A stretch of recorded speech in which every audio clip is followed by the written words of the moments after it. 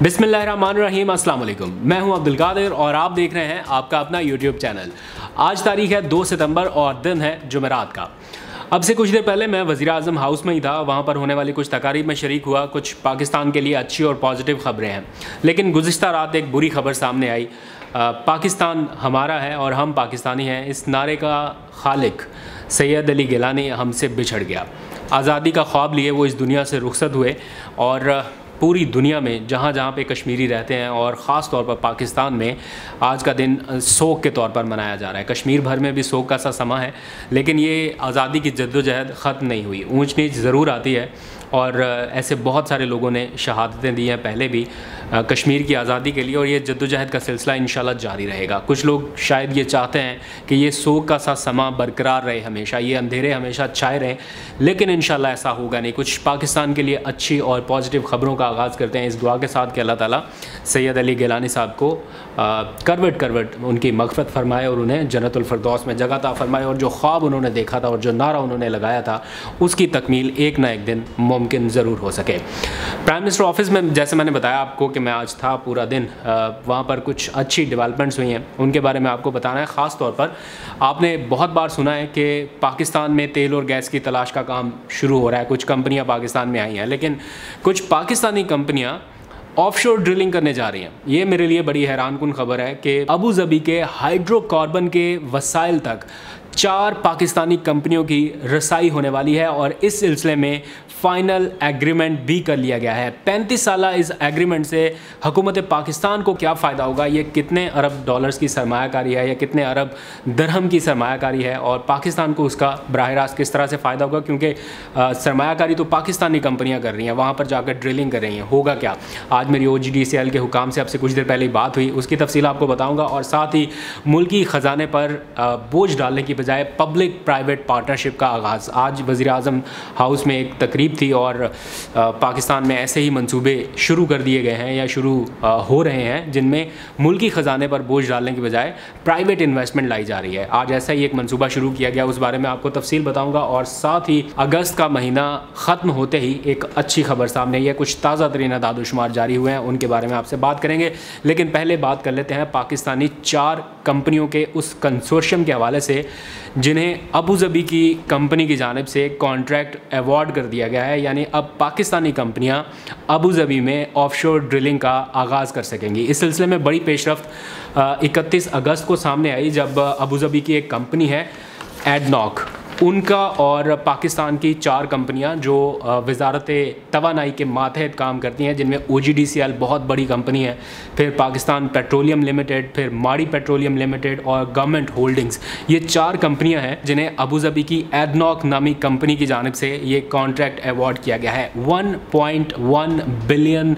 दरहम का ये कॉन्ट्रैक्ट है, या तकरीबन $350 मिलियन की ये इन्वेस्टमेंट है जो पाकिस्तानी कंपनियाँ करने जा रही हैं अबू धाबी में। नॉर्मली तो हम FDI ढूंढते हैं, यानी फॉरेन डायरेक्ट इन्वेस्टमेंट, जो बाहर के मुल्कों से पाकिस्तान आए, लेकिन ये कुछ ऐसा मामला है जिसमें पाकिस्तानी कंपनियां अबू धाबी में इन्वेस्ट करने जा रही हैं मिलियंस ऑफ डॉलर। लेकिन इसका पाकिस्तान को क्या फ़ायदा होगा, वो बताने से पहले ये बता दूं कि ऐसा पहली बार हो रहा है जब पाकिस्तानी कंपनियों को UAE में ऑफशोर ड्रिलिंग का कॉन्ट्रैक्ट दिया गया है। तेल और गैस के जिस इलाके में वसी ज़खायर मौजूद हैं, यानी अबू धाबी शहर से तकरीबन 100 किलोमीटर दूर, और ये तकरीबन 6223 मुरब्बा किलोमीटर का फासला बनता है या एरिया बनता है जहां पर ये ड्रिलिंग होने जा रही है। तो पाकिस्तान को या पाकिस्तान की कंपनियों के लिए ये बड़ा एजाज़ है कि अबू धाबी की जानिब से ये अवार्ड दिया गया और दोनों मुल्कों के जो हुकाम हैं उनके दरमियान बाज़ाब्ता एग्रीमेंट तय पा गया है। इसके नतीजे में जो पाकिस्तान की 4 कंपनियां हैं ये 100% शेयर्स की मालिक होंगी जब तक ड्रिलिंग का प्रोसेस जारी रहेगा। और अबू धाबी के एडनॉक ग्रुप की जानिब से ये बताया गया है कि जिस जगह पर ये ऑफशोर ड्रिलिंग का आगाज़ होने जा रहा है वहाँ पर तेल और गैस के वसी ज़खायर मौजूद हैं। यही वजह है कि पाकिस्तान की इन 4 कंपनियों के कंसोर्शियम ने मिलियंस ऑफ डॉलर की बराह रास्त इन्वेस्टमेंट की है UAE में, और उसका फ़ायदा अब किस तरह से होगा। मैंने यही क्वेश्चन OGDCL के कुछ लोगों से पूछा। मैंने कहा जी कि अगर पाकिस्तान में तलाश करते तो तो चलो हमें समझ में आती है कि यहाँ पर कुछ मिलता तो पाकिस्तान को फ़ायदा होता, लेकिन अगर आप वहाँ पर कर रहे हैं तो उसका क्या फ़ायदा होगा। तो बताया ये गया है कि 35 साल तक का ये एग्रीमेंट है। अगर वहाँ पर तेल और गैस की दरियाफ्त जिसके वाज़े और रोशन इम्कानात हैं अगर मुमकिन हो सकी तो ये पाकिस्तान की 4 कंपनियाँ अबू धाबी में उस ज़ख़ीरे की 35 साल तक तकरीबन 40% शेयर्स की मालिक होंगी और वहाँ से तेल को इंपोर्ट किया जा सकेगा पाकिस्तान में, और वो किस रेट पर होगा, सस्ते नरखों पे हो सकेगा या कम कीमत पे हो सकेगा, इसका तयन भी वो 4 कंपनियां जो पाकिस्तानी कंपनियां हैं वो कर सकेंगी। और ये वाज़ेह है कि ये कंपनियां हुकूमत पाकिस्तान की वजारत तवानाई के मातहत काम करती हैं। और इसके साथ साथ अच्छी खबर यह है कि बड़े पैमाने पर जो रिज़र्व्स हैं या उस तेल को या उस ज़ख़ायर को फ़रोख्त करने की सूरत में जो रिज़र्व्स मिल सकते हैं, ये पाकिस्तानी कंपनियां बराह रास्त हुकूमत पाकिस्तान को फ़ायदा पहुंचा सकती हैं, उनसे फ़ॉरेन डायरेक्ट रिज़र्व्स मिल सकते हैं। उन कंपनियों को बराह रास्त फ़ायदा हो या बिला वास्ता फ़ायदा हो, अल्टीमेटली पाकिस्तान को बेनिफिट उसका ज़रूर होगा। तो इन 4 कंपनियों के लिए नेक तमन्नाओं का इजहार। आगे बढ़ते हैं। वज़ीर आज़म इमरान खान की ज़ेर सदारत इजलास हुआ। ये तो बात हो गई कि यहाँ से सरमायाकारी गई अबू धाबी में, अब बाहर के मुल्कों से भी सरमायाकारी पाकिस्तान लानी है, उसके लिए बहुत सारी रुकावटें हैं जिनको दूर करते करते अब 3 साल का वक्त हो चुका। मैं सुन कर थक गया हूँ कि फ़ॉरेन डायरेक्ट इन्वेस्टमेंट या गैर मुल्की सरमायाकारी की राह में रुकावटें दूर करने की कोशिशें जारी हैं, लेकिन ब्यूरोक्रेसी है कि वो रुकावटें दूर करने में उतनी संजीदा नहीं है जितनी कोशिशें की जा रही हैं, जितनी दिखाई जा रही हैं। हर बंदा चाहता है कि जी नैब का केस मैं ना भुगतूँ, मेरे दस्तखत वाली जो फ़ाइल है वो बहुत ही नीट एंड क्लीन होनी चाहिए। उस सिलसिले में हर मामले में इंतज़ामी और कानूनी रुकावटें सामने आ जाती हैं। तो बहुत सारी फ़ॉरेन डायरेक्ट इन्वेस्टमेंट जो पाकिस्तान आ सकती है वो इसी वजह से नहीं आ पा रही। तो आज भी वज़ीर आज़म की ज़ेर सदारत ये इजलास हुआ और इसमें 1 विंडो पोर्टल जो है वो अब हतमी तौर पर कायम करने की मंजूरी दी गई है, ताकि सूबाई सतह पर और वफाकी सतह पर वो तमाम इदारे या वो महकमे उनको इन लिस्ट कर दिया जाए एक ही पोर्टल में, जहां से एक ही किस्म की मंजूरियां दरकार होती हैं। वफाकी हुकूमत ने कहीं से मंजूरी दी तो बाद में पता चलता है कि जनाब अब सूबाई हुकूमत की मंजूरी रह गई, वफाकी इदारे की मंजूरी ले ली तो सूबाई इदारे की मंजूरी रह गई। आज वज़ीर आज़म के सामने बैठे मुराद सईद जब तकरीर कर रहे थे तो उन्होंने वज़ीर आज़म को मुखातिब करके कहा कि मंसूबे हमारे तैयार पड़े हुए हैं, इन्वेस्टमेंट के लिए लोग तैयार बैठे हैं, लेकिन हमें 30 महकमों से मंजूरी लेनी पड़ती है। आप यकीन कीजिए 30 जगह से दस्तखत होने के बाद या कोई मंसूबा अप्रूव होने के बाद उसके ऊपर काम शुरू होता है। तो आप लोग जो कहते हैं कि मंसूबे ताख़ीर का शिकार क्यों हैं, इसी वजह से होते हैं। 30 जगहों से दस्तखत, और हर बंदा ये चाहता है कि जी मैं ना कहीं पे फंस जाऊं, मैं नीट एंड क्लीन रहूं। तो जब उन्होंने ये शिकायत की प्राइम मिनिस्टर के सामने कि हमें 30 जगहों पर ख्वार किया जाता है मंजूरी के लिए, तो आज प्राइम मिनिस्टर ने भी जब तकरीर करने आए तो उन्होंने कहा कि आप बताएं मुझे कि आपको कौन लोग तंग करते हैं, इस सिलसिले में कौन लोग रुकावट पैदा करते हैं। और उन्होंने कहा कि आप मेरे से मिलें आके और मुझे बताएं कि आपके कौन से मंसूबे हैं और ऐसे कौन से मंसूबे हैं जिनमें लोग ताख़ीरी हरबे इस्तेमाल कर रहे हैं, मैं उसको एक्सपेडाइट कराऊंगा। तो प्राइम मिनिस्टर तो इस सिलसिले में क्लियर है कि जो 1 विंडो ऑपरेशन है उसके ज़रिए ये काम हो जाए।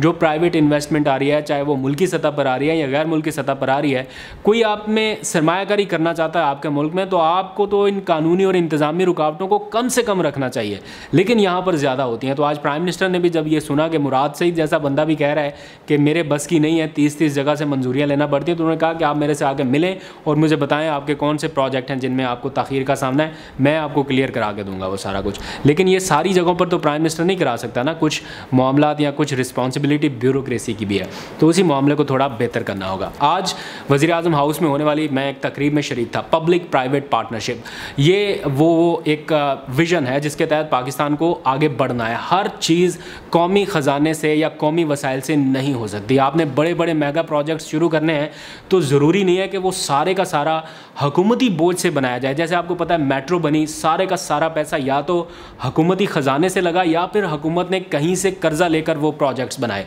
उसका अल्टीमेटली बोझ आप पर, आवाम पर पड़ता है। ऐसे प्रोजेक्ट्स जो अरबों रुपयों की लागत से बनाए गए हैं, उनके ऊपर पड़ने वाला टैक्स, उनके ऊपर पड़ने वाला बोझ, सारा कुछ आपकी और मेरी जेब से जाता है। ये तो बात सबको पता है, लेकिन इसका हल ये था कि ऐसे मंसूबे शुरू किए जाएं जिनमें पब्लिक प्राइवेट पार्टनरशिप हो, यानी सारा पैसा हुकूमती ख़जाने से भी ना जाए, कुछ हिस्सा हुकूमती ख़जाने से जाए और बहुत ज़्यादा रकम जो है वो प्राइवेट इन्वेस्टमेंट के तौर पर हासिल की जा सके। तो आज सियालकोट खारियाँ जो एक मंसूबा है, बहुत अहम मंसूबा, जनूबी पंजाब की मोटरवे का पहला मंसूबा आप यूँ कह लीजिए, वो आज शुरू किया गया है और तकरीबन 32 अरब रुपए का ये मंसूबा है। और आपको जानकर खुशी होगी कि ये 32 अरब रुपया कौमी ख़जाने से अदा नहीं हो रहा, बल्कि इसका बहुत बड़ा हिस्सा प्राइवेट इन्वेस्टमेंट के तौर पर आ रहा है। तो इसलिए ना तो हुकूमत को ये मंसूबा बनाने के लिए कौमी ख़जाने से रकम निकालनी पड़ी बड़े पैमाने पर, और ना ही कोई कर्ज़ लेना पड़ा। इसलिए ये मंसूबा वायबल इसलिए भी बताया जा रहा है कि इसके ऊपर अवाम का बहुत बड़ा पैसा जो कौमी ख़जाने से इस्तेमाल हो सकता था वो बचाया गया है और प्राइवेट इन्वेस्टर्स को इनकरेज किया गया है कि वो हुकूमत के साथ मिलके काम करें। आगे बढ़ते हैं। मैंने आपको कई बार बताया है कि हुकूमत एक्सपोर्ट पॉलिसी के ऊपर बहुत तेज़ी से काम कर रही है, यानी मुल्की एक्सपोर्ट्स हर हालत में बढ़ानी है। आज भी प्राइम मिनिस्टर जब खिताब कर रहे थे उन्होंने कहा है कि 2 चीज़ों के ऊपर हमारा फोकस है, एक मुल्की एक्सपोर्ट्स बढ़ाने के ऊपर और दूसरा मुल्की टूरिज़म बढ़ाने पर। ये 2 चीज़ें टेक ऑफ हो गई तो मुल्की ख़जाने की सूरत हाल भी बेहतर होगी और हमारे कर्ज़ों में कमी भी आ सकेगी। हम कर्ज़े तब तक नहीं उतार सकते जब तक एक्सपोर्ट और हमारी टूरिज़म ना चले, तो उसके लिए कोशिश हो रही है। तो एक्सपोर्ट्स का जैसे 31 अगस्त गुजर चुकी है, हर महीने की आखिरी तारीख को नया दादोशुमार जारी करती है हुकूमत पाकिस्तान, और इस बार भी 31 अगस्त का वक्त गुजरते ही नए दादोशुमार जारी किए गए हैं, जिनके मुताबिक मुल्की बरामदात में 43% तक इजाफा रिकॉर्ड किया गया है। पिछले साल अगस्त 2020 के इख्तिताम तक हमारी जो टोटल एक्सपोर्ट्स थी वो 1 अरब 15 करोड़ डॉलर के लगभग थी, लेकिन अब अगस्त 2021 के इख्तिताम तक 43% इजाफे के साथ ये एक्सपोर्ट्स 2 अरब 25 करोड़ डॉलर्स तक पहुंच चुकी है।